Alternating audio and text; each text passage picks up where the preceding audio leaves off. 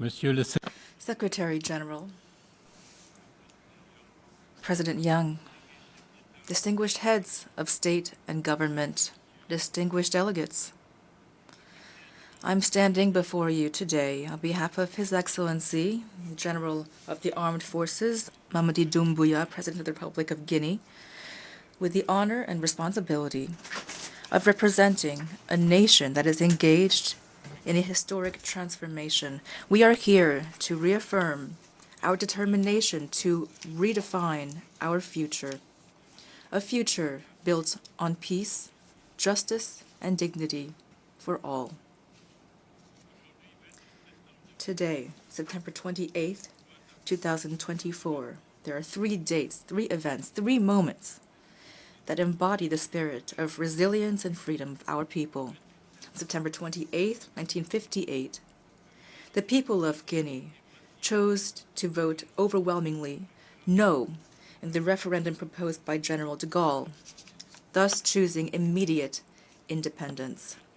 On September 28, 2009, this same people reclaimed, at a heavy price, the full enjoyment of their freedom, democracy, and dignity. Today, on September 28, 2024, on this symbolic day for Guinea, we are here before this august assembly to reaffirm our freely made commitment toward these dynamics to build a future based on peace, justice, and dignity. At this time of great global turbulence, a time of conflict, growing inequality, and a climate crisis that threatens the existence of humanity, it is crucial that we be bold in our actions and united in our vision. This is my conviction as I stand before you. At the outset, I commend the United Nations, this unique space for dialogue and cooperation, where all nations, large and small, can meet on an equal footing to build a better world. Our faith in this institution is a profound one, for it reflects our common values, that is, peace, sustainable development, and respect for human rights. We know that the challenges we are facing today are great ones, but we also know that the spirit of solidarity and cooperation that have guided this organization since its creation is more crucial than ever. Distinguished President, ladies and gentlemen, today the Republic of Guinea has begun an ambitious process of a profound transformation of its state, led by the National Committee for Reconciliation and Development and by the President of the Republic, His Excellency General of the Armed Forces, Amadou Oury. We have chosen to turn the page on instability, to write a new history, a new story, that of a resilient nation that is reinventing itself to provide its people with a life full of dignity, freedom, and prosperity. Guinea aspires to become a model of resilience and renewal in Africa, thus proving that in the face of adversity, a positive transformation is possible.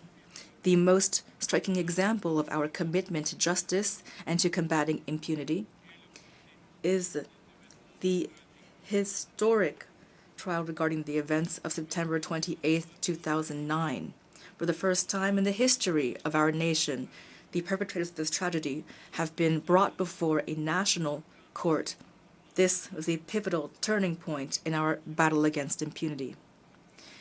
This trial has become a global reference point. It's an example for Africa, and it embodies our will to rebuild our society based on justice, truth, and reconciliation, while inspiring other countries to follow our path toward accountability and transparency. In this same vein of transformation, His Excellency the General of the Armed Forces, Amadou Oury, has laid out a clear and ambitious vision to guide Guinea toward a prosperous future founded upon 3 key pillars: the social, economic, and political pillars. In addition, we are basing these actions on 5 values that define the governance of our country. institutional rectification, through which we are building robust institutions, legitimate institutions that are impartial. Through rebuilding, we are strengthening the integrity of politics. Through reconciliation, we are bringing together all elements of our nation. Through recovery, we are establishing transparent and responsible governance. And lastly, through repositioning Guinea, we are stepping up our commitment toward our global partners, ensuring active, dynamic cooperation with the world's institutions, both bilateral and multilateral. These values guide each step that we take toward national transformation in a spirit of justice, solidarity, and dignity. This national transformation is based on an emblematic project that embodies our vision for the present and future. That is the Simandou mega project and its ambitious Simandou 2040 program. Simandou 2040 was born as a mining project. Guinea now is building 670 kilometers of multi-use railways for mineral ore exploitation of the iron mines of Simandou. This project for 2040 is now much more than just a mining project. It's a model for comprehensive transformation for Guinea, which aims to build around this project a real social and environmental program in which humans and their environment can coexist in harmony.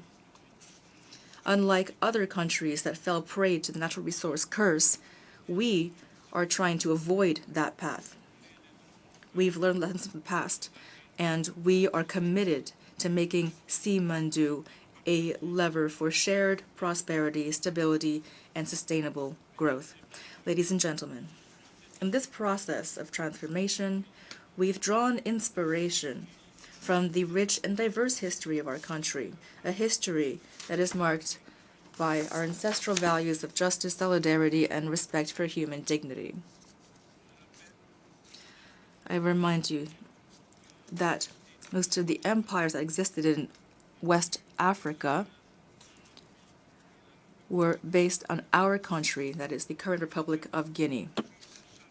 Since the Kurukan-Fuga Charter, proclaimed in 1236, which laid the foundations of a just society by abolishing slavery and promoting equality and freedom for all, and all the way up into the establishment of the Futa theocracy, recognized as a land of asylum and protection for the oppressed fleeing the slave trade, Guinea has always been a bastion for humanist values and fair governance. These traditions, which can be found in the social structures of all of the country's regions, from Lower Guinea to Forested Guinea, where the collective management of resources and peaceful resolution of conflict are at the heart of our life together. Our national identity clearly is rooted in a quest for justice, empathy, peace, and solidarity. Today, we are building the future of our nation. We are reaffirming these values in our new draft constitution, which we are currently putting before the people of Guinea.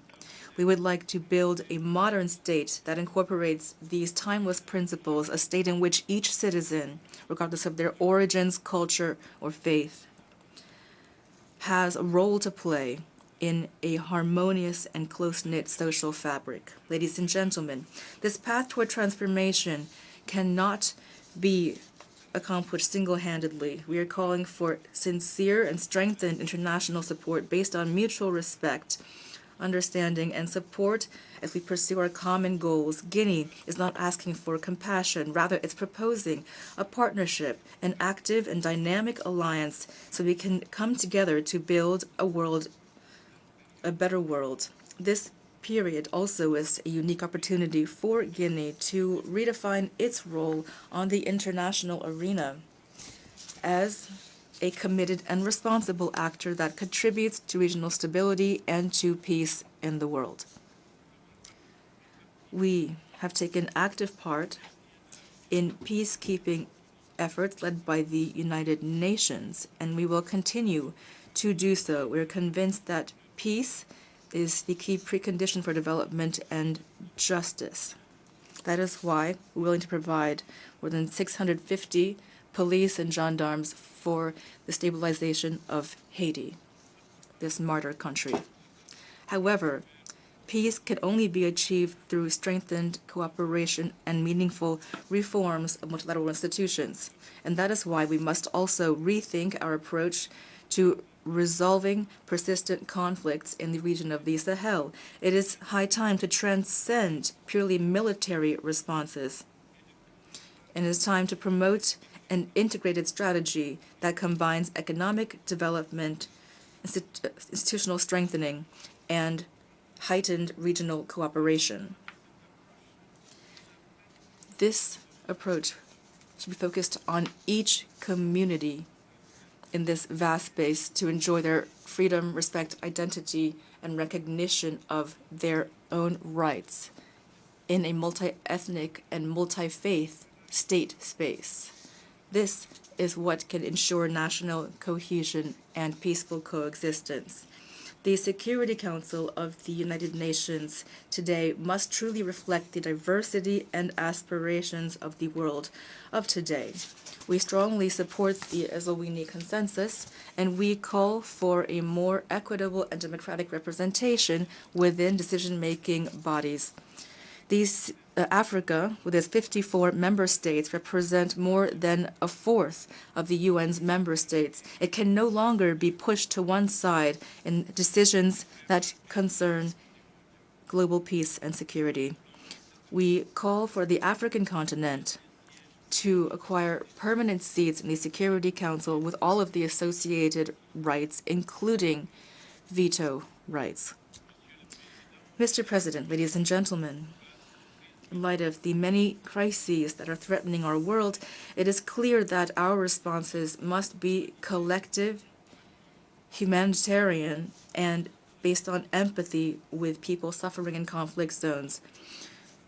Everywhere, people are suffering from the ravages of war. Families are separated, communities displaced, lives lost, essential infrastructure destroyed.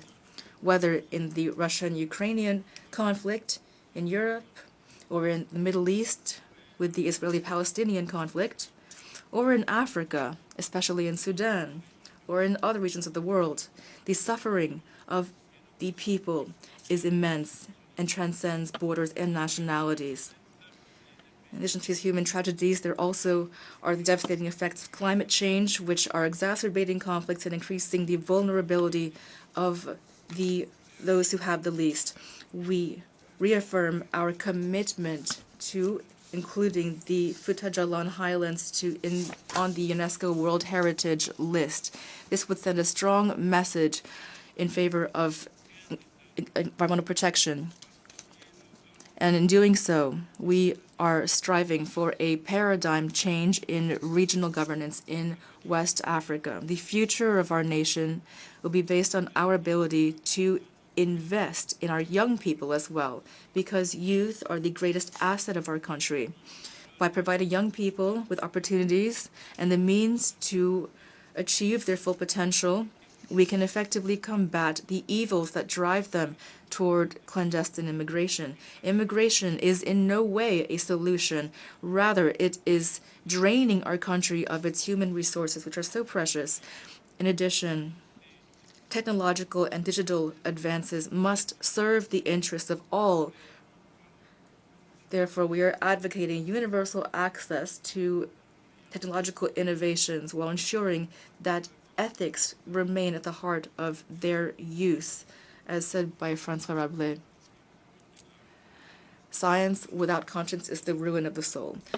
Ladies and gentlemen, today we are calling for the nations to come together around a common vision, that of a world that places humans at the heart of every thought and action. Together, we can overcome the most difficult challenges. We can quell tensions and embrace a lasting peace.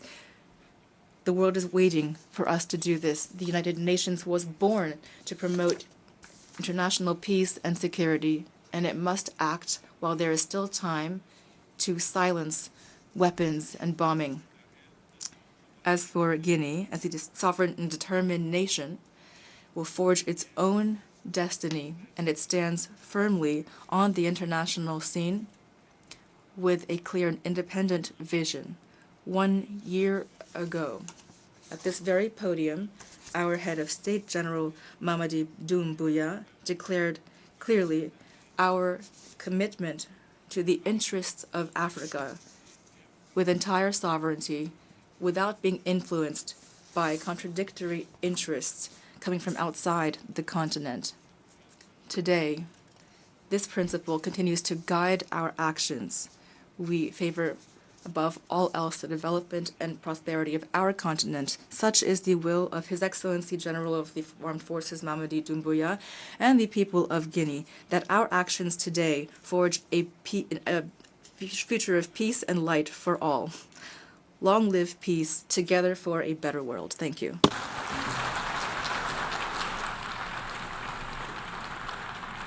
On behalf of the Assembly, I wish to thank the Prime Minister, Head of Government of the Republic of Guinea.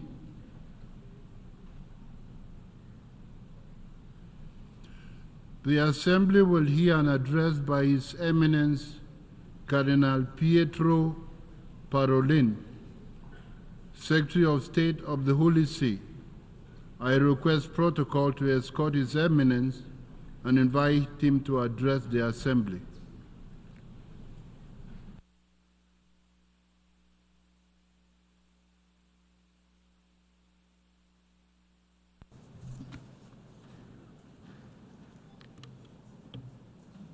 Mr.